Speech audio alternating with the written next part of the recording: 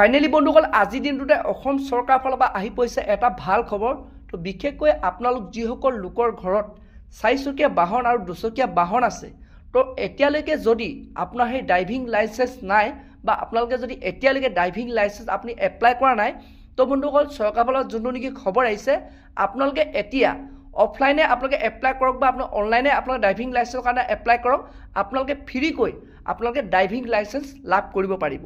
তো সেইটো কাৰণে আপোনালোকে এটকা পইচা আপোনালোকে পেমেন্ট কৰিব নালাগে। তো যোনটো নেকি চৰকাৰৰ ফালৰ পৰা নতুনকৈ খবৰ আহিছে যে আপোনাৰ কোনো ডিটি অফিচত যাব নালাগে, আপোনাৰ অনলাইনো আবেদন কৰিলে আপোনাৰ এটকা পইচা দিবৰ প্ৰয়োজন নাই, আপোনালোকে ফ্ৰীকৈ ড্ৰাইভিং লাইসেন্সখন আপোনাৰ এপ্লাই কৰিব পাৰিব। তো বন্ধুসকল এতিয়া আপোনালোকক মই দেখুৱাম যে যোনটো নেকি মুখ্যমন্ত্ৰী ডাঙৰীয়াই নতুনকৈ ঘোষণা কৰিছে, তো সেই ভিডিঅ' ক্লিপটো আপোনালোকক মই এই ভিডিঅ'টোতে দেখুৱাম। আৰু বন্ধুসকল এইখিনিতে আপোনালোকক মই ক'ব বিচাৰিছোঁ, আপোনালোকে যদি এনেধৰণৰ খবৰবোৰ লাভ কৰিব বিচাৰে চেনেলটো লাইক এটা কৰি থ'ব, পাৰিলে ছাবস্ক্ৰাইব এটা কৰি থ'ব, লগতে আপোনালোকে বেল আইকনটো অন কৰি থ'ব। তো যেতিয়া এনেধৰণৰ খবৰবোৰ আহি থাকিব, তো প্ৰথমে আপোনালোকে সেই ভিডিঅ'টো লাভ কৰিব পাৰিব। তো বলক বন্ধুসকল আপোনালোকক মই এতিয়া দেখুৱাই আছোঁ যোৱাকালি যোনটো নেকি মুখ্যমন্ত্ৰী ডাঙৰীয়াই ড্ৰাইভিং লাইসেন্সৰ ওপৰত নতুনকৈ ঘোষণা কৰিছে। আজিৰ পৰা 4 বছৰ আগতে দ্বিতীয় অফিচত যি ধৰণৰ এক ব্যৱস্থা আছিল, মধ্যভোগী ডাঙৰ এখন চক্ৰ আছিল, আজি সেই চক্ৰ সম্পূৰ্ণৰূপে আমি নোহোৱা কৰিব নোৱাৰিলেও 90% আমি নোহোৱা কৰিব পাৰিছো। 10% আমি নোহোৱা কৰিব নোৱাৰাৰ কাৰণটো কি? যেতিয়া ফিটনেছ চাৰ্টিফিকেট ল'ব লাগে বা ড্ৰাইভিং লাইসেন্সখন অনলাইনৰ জেগাত যেতিয়া পূৰ্ণাংগ ড্ৰাইভিং লাইসেন্স ল'ব লাগে, তেতিয়া এবাৰ হ'লেও আমি দ্বিতীয় অফিচত আহিব লাগে। এতিয়া আমি তাৰো এটা সমাধান কৰিব খুজিছো যে পাব্লিক প্ৰাইভেট বেচিছত আমি অসমৰ বিভিন্ন জায়গাত ফিটনেছ চেণ্টাৰ আমি মুকলি কৰাৰ কামত আগবাঢ়িছো। প্ৰায় 6টা ফিটনেছ চেণ্টাৰ পৰিবহণ বিভাগে হাতত লৈছে।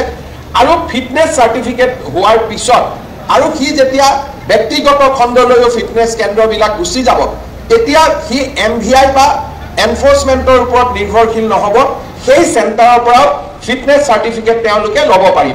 ইয়াৰ লগতে ড্ৰাইভিং লাইসেন্সৰ ক্ষেত্ৰতো আমি এনকাৰেজ কৰিছো যাতে অসমৰ প্ৰতিটো বিধানসভা সমষ্টিতে এখন মটৰ ভেহিকল ইনষ্টিটিউট গঢ়ি উঠে আৰু মটৰ ভেহিকল ইনষ্টিটিউটৰ প্ৰিন্সিপালজনকে আমি দ্বিতীয়জনৰ হৈ লাইসেন্স দিয়াৰ অধিকাৰ দিব খুজিছো। আৰু ই নিবনুৱা লোককো কৰ্মসংস্থাপন দিব। আৰু 126টা যদি আমি ড্ৰাইভিং ট্ৰেইনিং চেণ্টাৰ গঢ়ি তুলিব পাৰোঁ, লাইসেন্সখনো তাৰ প্ৰিন্সিপালজনে দিব, তেতিয়া আমি লাইসেন্স ল'বৰ কাৰণেও দ্বিতীয় অফিচত আহিব নালাগে। দ্বিতীয়ৰ পাৱাৰটো আমি সেই মটৰ ড্ৰাইভিং ইনষ্টিটিউটখনৰ প্ৰিন্সিপালক দিব খুজিছো যাতে লাইসেন্সটো প্ৰিন্সিপালজনে দিব পাৰে।